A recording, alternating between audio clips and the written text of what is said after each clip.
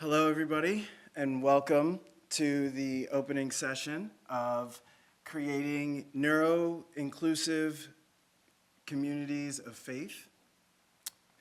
I am incredibly excited to be with you today because this is a very important topic to me as an individual who is neurodivergent in many different ways. So I have a diagnosis of ADHD, so you'll see I may fidget a lot. Luckily, I'm able to walk around, and I have some stress balls here. I also have a visual disability, which affects the way that I can see, so that it affects my perception. And I've had an interesting experience growing up as a multi-faith individual. My father was a member of the Jehovah's Witness community, and my mother is Catholic. And so I have a unique perspective on the experiences in different areas of churches and what that type of faith looks like and how I've been impacted as a neurodiverse individual. And so, as mentioned, I am an associate director here at Yale. I work with the Student Accessibility Services, and I primarily work with technology because technology is such a big part of the work that needs to go into neuro-inclusive environments, whether that be recognizing some aspects of sound or other things that we're going to get into today. So before I get into this, though, I want to highlight two experiences that have happened in my life related to neurodivergence in the church community. So as a young child, I went to the Kingdom Hall services with my father. I was about 7 or 8 years old, and I was a child who either had a lot of energy or was spaced out and falling asleep in inappropriate moments. And my father thought it was a great idea to put me front and center at every service we went to. And so it was easily identified that I was struggling to pay attention. There was a lot of pokes to my side, there was a lot of dirty looks from my father, and there was a lot of times where I may have zoned out and fallen asleep, and as a child, you can snore pretty loudly right in the front, and it seemed really disrespectful, and I remember being really guilty, feeling really bad about myself because I couldn't control it. And sometimes I would just get up and walk out because I needed a break and I needed to move. And I know that I remember my grandmother said, "You can't leave in the middle of the service to God." And I was like, but I have to get up. I have to move. And so I had a lot of feelings around that. And I really realized that as I grew up, that experience actually really stuck with me in the way that I engaged with worship and the way that I engaged with church communities in general. So that's my first story. My second story is related to my nephew. And so on this side of my family, I and my nephew are the only black individuals in the family. And this is the Catholic side of my family. And so we had previously gone to a lot of white Catholic churches. However, I came back from college one year and thought to myself, it's Easter break. Let's go to the church that we used to go to. Well, that church had actually changed. It was now a black church, still Catholic, but black church. And it was a different environment than what my mother and my sister had been in, but my nephew had never been to a church service before. And my nephew has ADHD. And so going to it, I was actually like, maybe this can be an opportunity for him to get engaged, and hopefully he won't have the same experience as I did. And I was actually amazed at the way the church community actually immediately accepted my family, immediately accepted the fact that there were spaces in the back where we could sit, so my nephew could get up and move around, and it wasn't disruptive. There was also moments where there was singing and there was activity, and he got really engaged because he was able to get up and do something and move around a little bit. And I remember leaving that and him saying to me, "Uncle Jordan, can we go back next week?" And I was like, this is incredible because this is such a vastly different experience than what I had when I was sitting there. So as we go through this, I want you to keep that in mind, those two experiences, and the difference in the way that there's that connection to the experience of the church for a neurodivergent individual.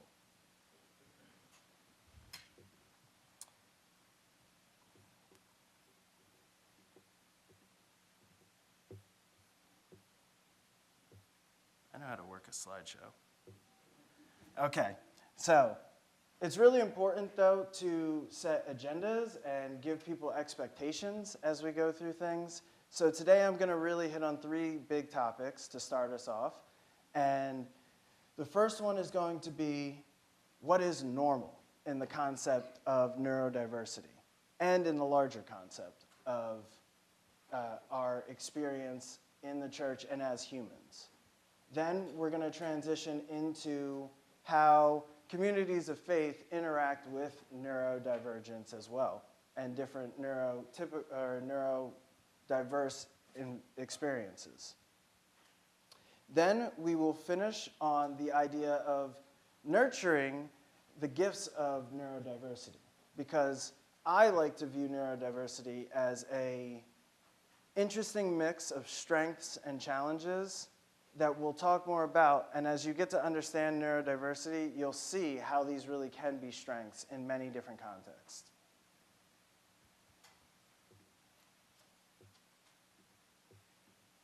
But first things first, we need to talk about why this actually matters. And it matters because Black churches are sacred places that emphasize specific qualities and specific experiences and values. So strength through community is one value that is inherent in the Black church. Then there are also aspects of building spiritual belonging through the community. And that's very important for that aspect of connectivity and feeling connected to God, connected to the experience of religion.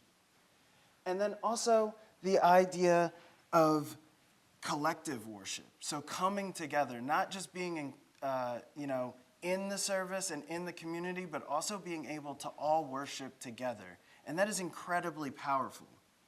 And so because of the historical experience of the Black church being a sanctuary and a place that is inclusive of other cultures and other individuals, this is an area where you can really build upon strengthening your congregations and your communities to really expand what that inclusivity looks like. And as we heard from Andrew, there is a lot of aspects of this inclusivity regardless of race, regardless of neurodiversity. And so just thinking about that as the foundation of why this is so important in the Black church is going to be a really good way to frame some of the thoughts that we have. So I've said a lot, but I haven't actually defined anything yet. So I want to start by elucidating what these terms actually mean, because there's a lot of colloquial discussion about neurodiversity. It's all over TikTok. It's all over social media. It comes up in the news frequently. And it's important to know what actually they're talking about. So when we hear about the concept of neurotypical, this means this is an expectation of the way a normal or standard brain may function. And so that's about 55% of the population may be neurotypical. So if you've ever seen like a bell curve for statistics, it's that middle portion that spans the median of all people. Then there is neurodivergence, or neurodivergence and neurodivergent. And that is the quality of a person who has a brain chemistry and brain development different than the neurotypical expectation. And so that, we'll talk a little bit more about why that may happen and what that really looks like. But it's important to know that term because it can be very confusing along the spectrum of terms to label things. And so making sure that you know the actual terminology is important. And then there's the concept of neurodiversity, which is the entire spectrum of what the brains can be and what that may look like in the presentation of behavior, the perceptions that individuals may have, or the responses that they may have to the emotional responses they may have to external experiences. And a group of people, such as us today, are a community of neurodiverse individuals.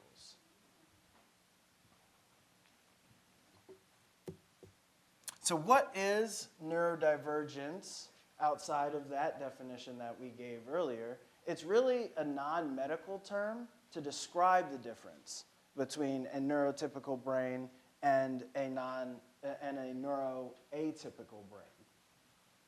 And so this allows people to change the viewpoint of disability and neurodivergence from being a diagnosed medical model where it's something, this is just doctors think about this is kind of pushed to the side, and making it more of an expansive understanding quality of all humans. It's not something that's like, you got to go, well, you do have to go to a doctor to get a diagnosis, but you may be neurodivergent without knowing what it's called.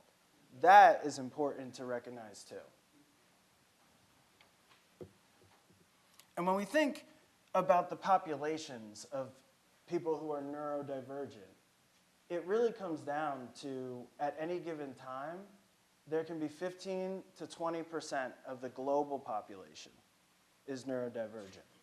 And the reason why it fluctuates is, A, because there's always people coming and going, but then also because people may become neurodivergent in their life, whether that's through an injury to, they may have an injury to their head.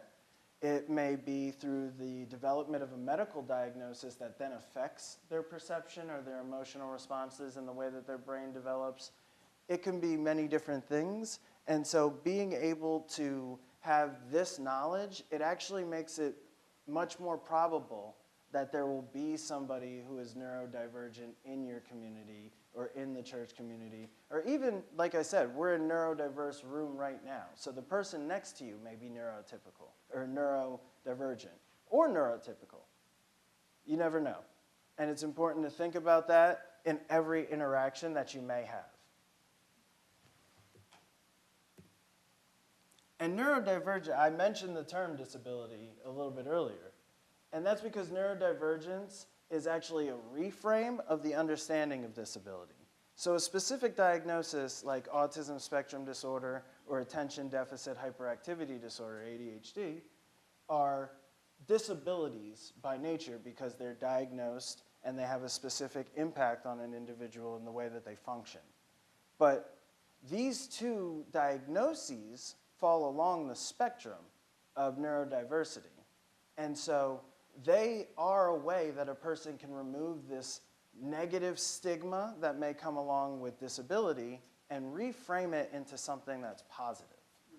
And so what that entails by reframing it is it actually makes it more understanding that this is a natural existence of diversity. Very similar to race, very similar to culture. It is something that can be across all humans, no matter what. I have up there a phrase that I like to say. It's different, not deficient. And that's also key to remember, because the idea of a medical term and a diagnosis and a disability can have a lot of stigma attached to it of being deficient.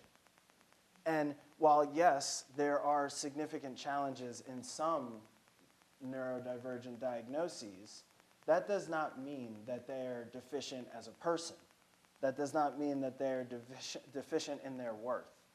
And it does not always mean that they have deficiencies, because we'll talk more about this later on in the presentation, but there's a social model of disability in which a person only experiences the barriers because of the environment they're in, not because of the disability that they have.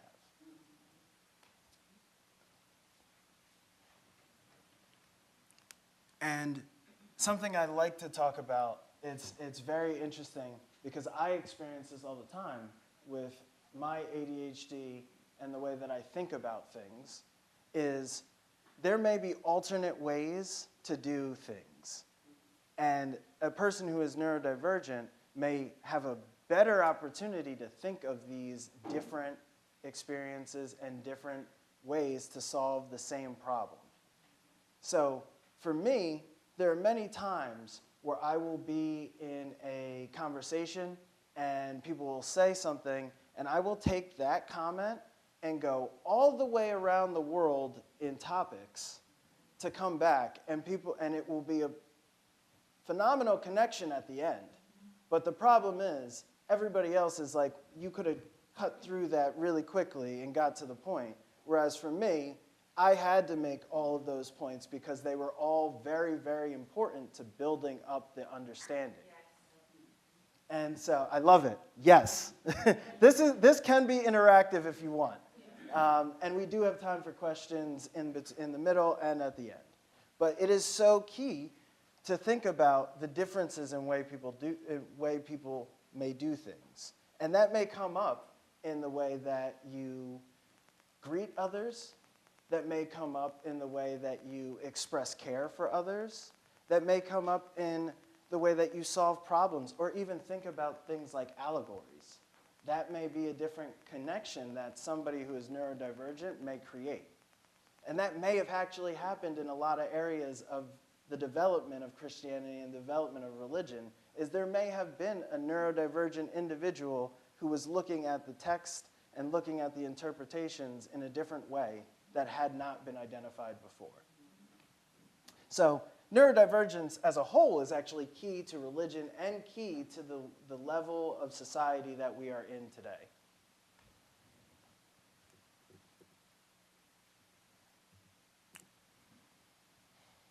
This is my favorite question.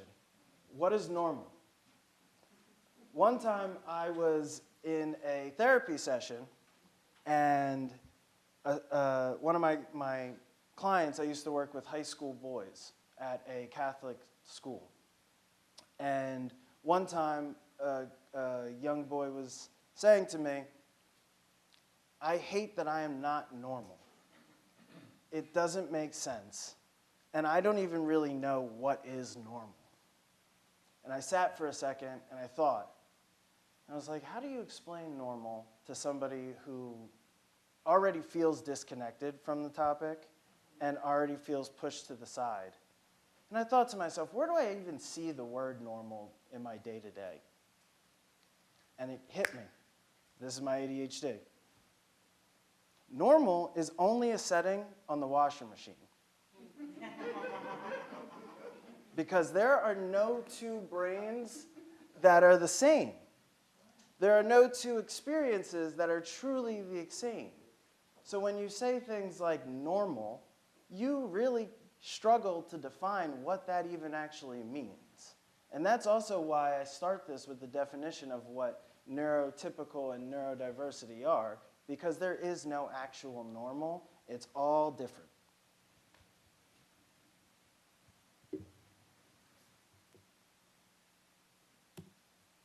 So the reason why our brains are different, and the reason why we have different experiences and different abilities to perceive, is because the brain has an incredible mechanism where the way that your experiences happen, the repetitive behaviors that you do, the perceptions that are around you, they all fire in your brain in different ways and create different pathways. The way you see something may literally be just slightly different than some way that someone else views it, and your brains will have two different neural pathways for that same experience. And that is really a core concept of neuroscience, and that's where neurodivergence comes from. I always wanted a career in neuroscience, but then I realized the PhD is usually like 6 years, and that's a really long time for me. But I was able to stay engaged with this because neurodivergence is the product of neuroscience and understanding how the brain works. And so when you have different firings, you have different wirings.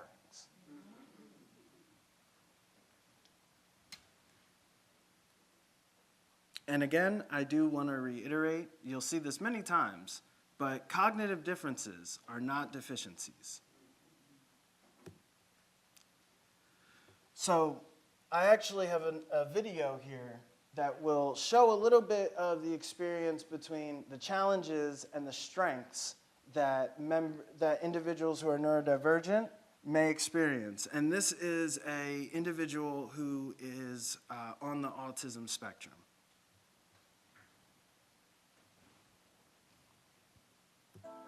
There we go. Stephen is an artist who creates incredibly intricate... I'm Stephen Wiltshire. I do drawings.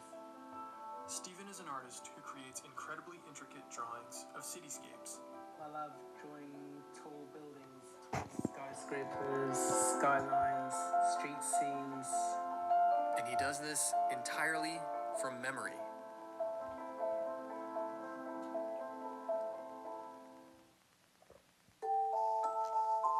When Stephen was 3, he was diagnosed as autistic.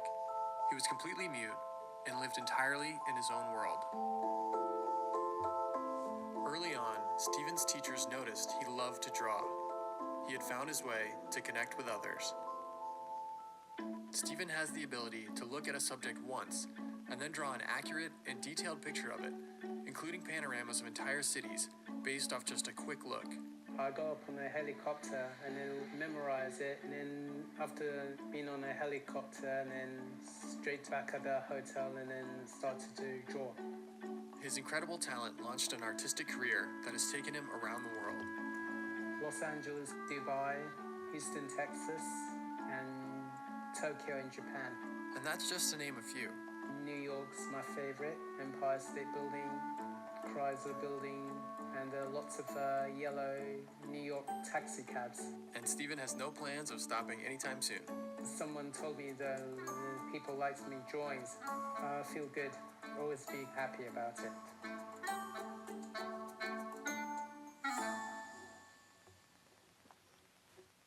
All right, that's enough of that.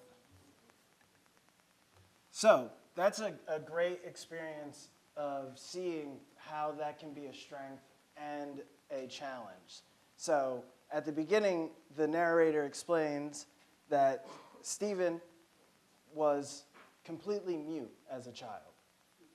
Now that may be very difficult to go and attend a church service or interact with anybody who doesn't understand why the person may be not responding.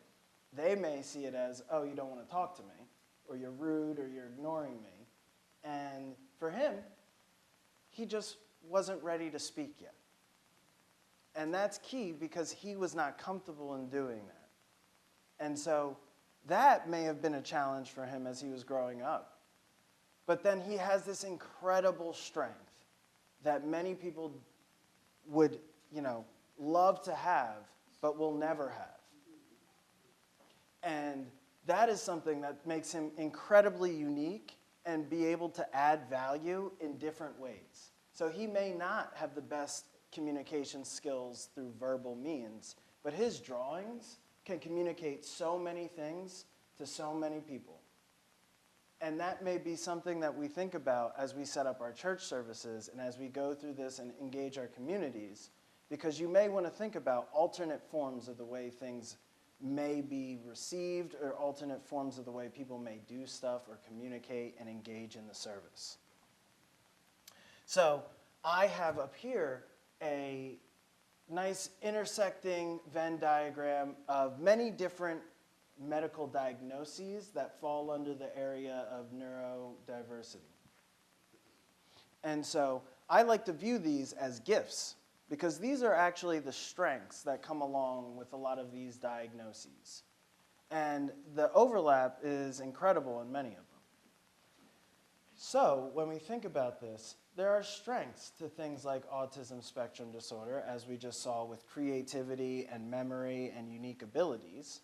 There are also things for individuals who may be significantly anxious, because there are benefits to being anxious, It may not always seem that way, but a person who has severe anxiety is incredibly resilient.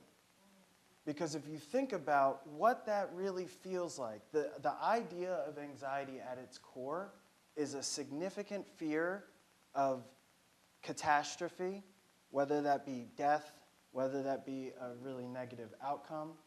And so a person who's living with that day in and day out, where they have such a significant weight on their chest of that fear, they are resilient because they're still going through their day. There's also ways of thinking about this. So one time somebody asked me during this presentation, well, my friend has a child who is intellectually disabled, and they have significant meltdowns, they have difficulty with communication, and they're never going to be able to live independently. How can you say that that's a gift? And so I paused for a moment and thought about it, because in reality, the way that you have to think about a lot of this is reframing it. Because yes, those are significant challenges throughout the day, throughout their life, and they'll need that support for the entirety of their existence. However, at some point in that day, whether it's the worst day, whether it's, a day that's very difficult on the parent, there's a moment where they're going to do something that is either going to make the parent smile, make somebody else smile, or make themselves smile. That is the gift, is that they can find that in the midst of all these other experiences that they're feeling and navigating. So each of us, because we have a different brain, have strengths and differences that we utilize in different environments.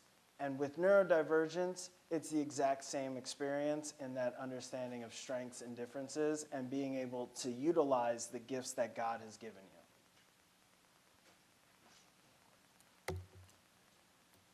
So I've spoke already a little bit about this, well, a lot about this, but here are some clear aspects of a comparison of the strengths and different challenges that different neurodivergent individuals may experience. So I went over autism with aspects of communication. There's also aspects of rigidity in their experience or behavior. So that may mean that when they hear a certain word, they have a specific response that they always have to do. That may mean that in the middle of a church service, if they hear that word, they have to do that. And that they're not being disruptive on purpose. This is a rigid experience that they've built into their life to actually allow them to calm down. And they have to do it. Because if not, that's when a meltdown may happen. And then that's even more disruptive, and it creates such a tension in those cases.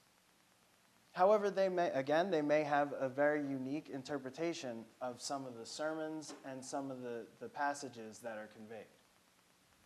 With attention deficit disorder, ADHD, a person may be impulsive. I've talked a lot about what that looks like in the church service and moving around and all of that, fidgeting. There's a lot of different ways that you can support that. But again, with dancing, with singing, with being engaged in movement, there are ways that they may have a much better experience during that part than others may have. I also wanted to highlight something like dyslexia, because learning disabilities are also along that spectrum of neurodiversity, in the sense that learning disabilities affect the way somebody may be able to perceive certain aspects of learning. So that may be reading, which means it's going to be really hard to follow along if this is your first time in a church, not understanding what words are going to come in the songs that you're singing and trying to find that and actually be, connected to everybody singing. It may also present in ways of they're more engaged in the physical hands-on. They may be more of a volunteer in that case because they want to do things. They want to be able to use their hands as opposed to having to engage with everybody through a written medium. Then there's anxiety, which I mentioned with the resilience, but there's also aspects of that come with empathy, because they're resilient, but then also they see the world as, this is so difficult for me, I can only imagine how difficult it is for somebody else who may be like me or who may be navigating their own challenges. And so anxiety can produce that strength as well. So I have thrown a lot of concepts at you in this first part, and I'd like for you all to turn to your neighbor. If you don't have a neighbor, you could join a group, the closest group, and just for 2 minutes, discuss one thing that you would like to learn more about and how that may benefit the community you go back to. So I'll let y'all have that discussion, and then we'll talk a little bit about it. So, does anybody want to share what they discussed with their neighbor? And before I say that, I want to take a moment to just ask everybody, how was that experience of having to turn to your neighbor randomly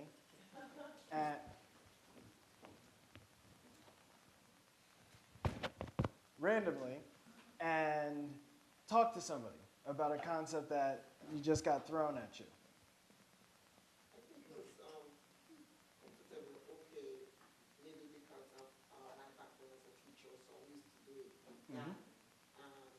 But I like the fact that you see these differences and you suggest that we should use it as assets, look at it as not as a deficit, but as asset base, something that they bring to the table. Because we were just sharing, and he has a child that is on the spectrum, but is one of very high functioning person. And I was sharing the same thing. In class, you might think they're not paying attention, but at the end of the day, when you give that test, they score higher than the so-called normal or regular kid. Yes. So, it's something that we need to be conscious of and accept them as that they bring something positive and they are can be very effective and function regular. I don't want to say normal. Yes. See, you change your vocabulary after this. But that is true. I love that idea in taking away that asset as opposed to a deficit. And also, I also like that you acknowledge that was comfortable for me because of my background. But that may be difficult for neurodivergent individuals to just turn and talk to somebody they don't know. Yeah. And I did that intentionally to kind of give that idea, because even if you're not neurodivergent, sometimes if you're not expecting to have to talk to people, having to talk to people really does throw you for a wrench. So thank you for indulging in that. And so I do recognize that there's some time constraints. That is a thing that exists. Individuals with ADHD tend to have time blindness, which means we think that we have a lot of time to do something, and in reality, we don't.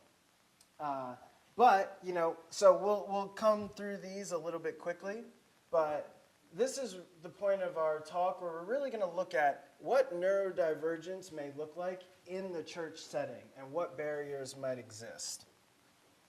And they may exist in many different ways, but the big three categories are in sensory, social, and then cognition, or cognitive barriers that present. It's important, as we discuss neurodivergent situations and individuals, that we actually consider the idea and concept of disability and frameworks around neurodiversity. So there's the social model that I mentioned, where a person whose neurodivergence or disability is not the problem in the situation, or not the barrier, it's actually the environment that is the barrier. And so in thinking about that, that actually removes some of the stigma from the person to actually the collective action of what we do. Then there's also the charity model, which is actually very important for the church community to understand, because although it is a place of concern and care, there is a model of disability that a disability is a significant misfortune for an individual, and they must be taken care of. In some cases, yes, a person does need to have one-on-one support for their whole life. They may need parental support or a personal care assistant. However, not everybody is in that situation. Not everybody needs the pity. And by approaching it that way, that can be infantilizing and patronizing. And so thinking about that in the way the church services are developed and the way churches interact with people who are neurodivergent is also important. Then, when we think about this, some common barriers outside of the big three that I mentioned are areas of attitudinal barriers. So that's the way that others may perceive their attitude or the other's attitude towards neurodivergence. There can also be physical or sensory, so that's depending on what the environment is offering to somebody. Then there can also be systemic aspects of this, so that may just be built in the way things are. So the structure of a certain experience and the structure of a certain environment, like how that system is, may affect a person who's neurodivergent. And then also the communication aspect, as we've talked about.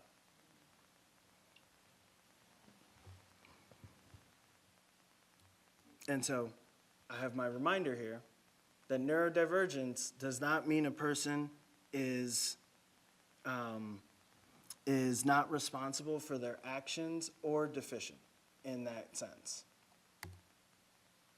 Now, consideration specifically for the Black church environment is the intersectionality of being Black and having neurodivergence.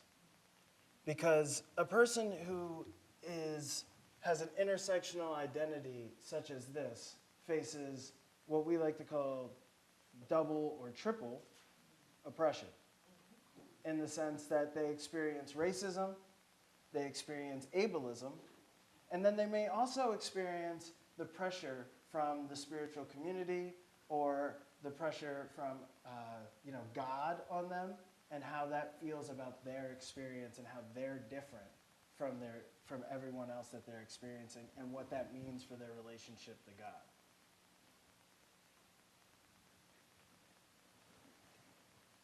It's also the idea of acting right. Because I remember my dad used to always say, why can't you just act right? Why can't, make sure you act right, because when we get home, it's going to be a different situation. And so, thinking about that puts a lot of pressure. That puts a lot of guilt on the way that you're behaving, especially if you cannot control it. And not in the sense of, we just give them a pass, forget it, they can do whatever they want, but in the sense of, I recognize that what could have been a better way of saying it is, I recognize it might be really hard for you to do this, but we need to try in this environment, and we need to focus on it. And if you can't, it's okay. We just tell me, and we can go and address it somewhere else. That would have changed my experience completely. But then there's also aspects of this where communication can happen in many different ways in the Black church. So the call and response, the way that people may engage through singing and dancing, as opposed to always, communicating in direct ways or things like that. And so because that's already built in, that's a key factor in the way that a Black church community may be inclusive and may be poised to be more inclusive as things go on. And then another thing that is really powerful in Black churches, and actually churches in general, is the idea that leadership and elders and respected members of the community also acknowledge and talk about the way people interact. They serve as guidance, they're models. And so by having that that structure of reverence and respect, and then that person talks about something like neurodivergence or acknowledges it the way that impacts their life, that can be so powerful to the members of the congregation, especially young children too. So the sensory barriers. When we think about sensory barriers, this may be, the sounds that are going on, the visuals, the visual lights, or, the taste or texture or touch of something, along with ideas of smells. So with incense in some cases and things like that get burned, that may impact people. So we have those areas there where we think about the things such as how loud is the environment? Is there preparation before sounds and loud environments are going to happen? With vision, it may be, reading the scripture. It may be the lights that are happening in the room. That can be impactful because epilepsy is a neurodivergent experience. And flashing lights, the way that lights can be, if you're dim, that could also cause people to fall asleep. Narcolepsy is also a neurodivergent condition. And so, when somebody may be in these environments, it may be a barrier for them to actively participate. And then taste with things like the Holy Communion, that can be impactful. Then we look at social challenges. So there are many aspects of a church service which are social. And, this may be eye contact and greetings. This may be aspects of hugging or shaking hands. And this may be aspects of just actually verbally communicating. And so the way that some of that may present may create a barrier for an individual who is neurodivergent. And because of the way that they behave, because of the way that their communication is, because of these social barriers, it may be perceived that that person is standoffish, that person doesn't want to build community, that person is rude. And those ideas are really problematic because in a community, a close-knit community, those opinions don't stay with one person. And so that starts to develop that's the reputation of this, person, this child, this member of the community. And they're really like, I love this community. I want to be a part of it. I just am engaging differently.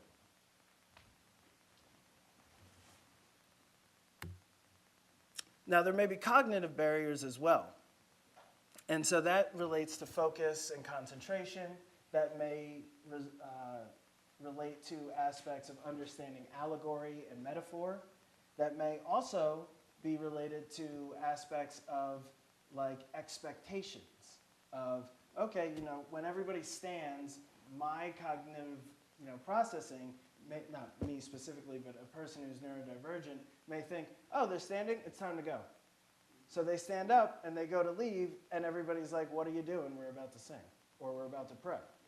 And it's like, oh, that's not how that registered cognitively for this person.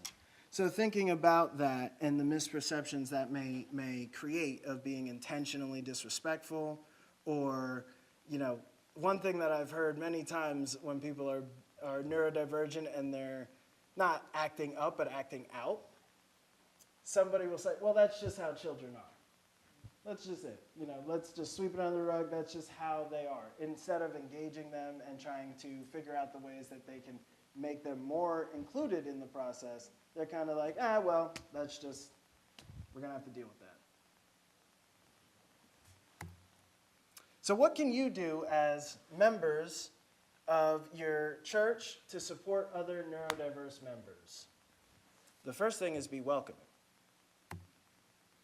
So before the service, neuroinclusion can be prepared for. So this can be in ways of creating structure, so providing printed agendas or digital agendas. This is where agendas come in play because people can expect the next aspect that's coming. They can be prepared if there are things like sounds that are going to be played at a certain time that can allow them to take some steps during the service to help them calm down. Another thing that could be prepared beforehand is first-time friends. what that may be is that there is a member of the community who is very welcoming, who's been a part of the community for a while. When a new member comes in, this is across the board, they can be a person that comes in and is like, hi, I'm your first time friend because you're first time here. And that builds a connection immediately of this is a safe person and they're here to help me integrate into the community.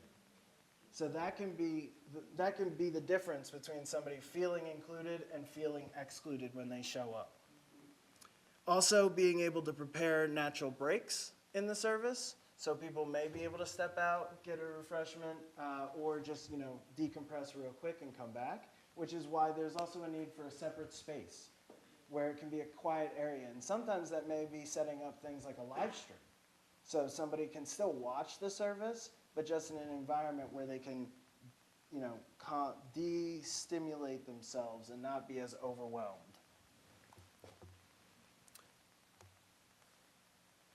And I mentioned this in the sensory barriers, but there are many things that can be overwhelming from a sensory standpoint, whether it's lights, sounds, tactile or olfactory aspects of it.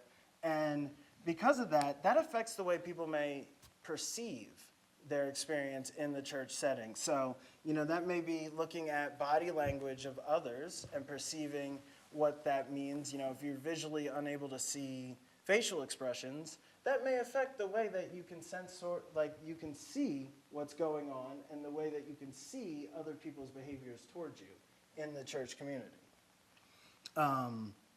There's also the speed of movement. If somebody is moving very quickly on the stage, bouncing back and forth, as some leaders may be very animate, that may be distracting, and that may take them away from actually listening to what's happening. And so they're not being able to perceive it in the same way. And then also, captions are incredibly important, not just for a person who was born deaf, but as everybody ages, things like deafness will affect the way you perceive the rest of the world. And so all members of the human race will end up with hearing deficits, will end up with visual deficits, will end up with cognitive deficits on a long enough timeline of life. And so it's important to think about things like captions because they help people stay engaged. They also help those who are deaf or hard of hearing participate, and they also allow individuals to be able to process information better. Now, some things that you can also do to provide support for these individuals is things like soundproof headphones. So you may see that at like sporting events now for children. They have those, and this allows somebody, and it doesn't always have to be completely soundproof. There's things like the musician earbuds where you can still hear, but it deadens the sound a little bit. And this allows them to stay there, maybe not have a meltdown because of the sounds, and still be able to visually engage. I mentioned the sensory space that can help to step out and allow them to decompress. Also having things like, fidget toys available. So putting them in a visible place. One time I did a presentation like this, and somebody said, what if we put them in the pews, behind the pew in front of them? And it was like, well, then they're going to find it and be like, yes! And that can be disruptive. But if they're in a visual place, somebody can pick them up and actually use them to continue to stay engaged, because fidgeting is actually a way of trying to get energy out so that energy is not distracting you. And then also thinking about how to build community in different ways. So not just thinking of it in a specific mindset, but allowing people to have flexibility. So instead of saying it's mandatory to hug the person next to you or shake their hand, saying it's optional, it's encouraged but optional. There's aspects of social communication, especially nowadays after the pandemic, where people who have obsessive compulsive disorder, if they're in an environment and they hear sneezing, they see people coughing, that can be very, very disruptive for their experience. And so thinking about ways that they can easily remove themselves or offer aspects of masking if they need to.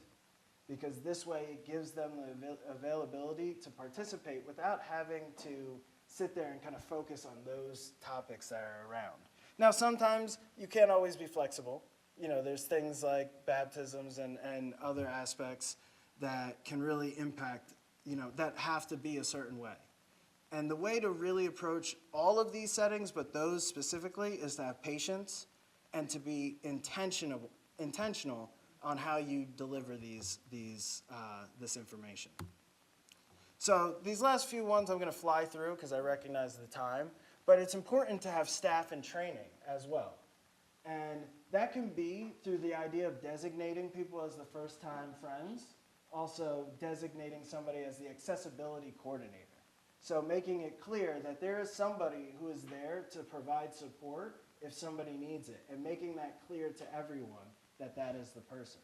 But also bringing in experts, you know, to talk about this and train and give information and context about disability and neurodivergent friendly spaces and interactions. Now, how do you actually do this? It's a lot of information. There's lots of things that you can do, but I like to think of it in 3 steps. The first is awareness generation.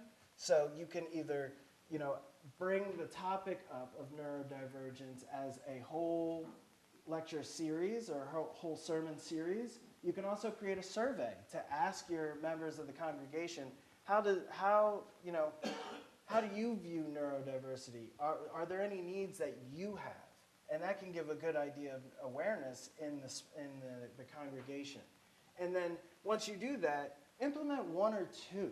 Just pilot it, try it out. Do some of the easy things, such as, you know, providing flexible seating or making an agenda ahead of time so people are able to prepare for that.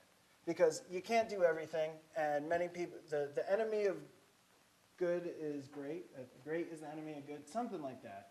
But it really is, if you try and do everything at once, you may end up not doing anything for anybody. Then the last thing is implementing it. So then you see what worked, you formalize that into your process, and you start to think about that as you plan future events. And you can develop that and continue to grow it after one implementation. You could start back at the top and go through these processes again. And so my final slide is thinking about neurodiversity as a spiritual gift. And again, the first thing is thinking about it as this isn't a problem to solve. Somebody who's neurodivergent, it does not need to be solved or cured. In some cases, you know, that may be beneficial, but that doesn't mean it has to be. Because this can be thought of as a different way of connecting with God and sharing your faith. Also, Black churches are uniquely poised to be a leader in this field because of those things that I started off with, of just the historical nature and how there are already a lot of built-in practices that can make this more accessible and more inclusive. And then research has actually gone into that, because that's key. You know, everything here has some kind of validity to it, but research has shown that inclusive environments, especially those for neurodivergent individuals, actually creates a stronger sense of connection to their faith and a stronger sense of connection to God. That is empirically validated. So by doing some of these, and by learning about this, by coming here today, you are actively taking the first steps to allow others to increase their connection to God and increase their connection to the church community.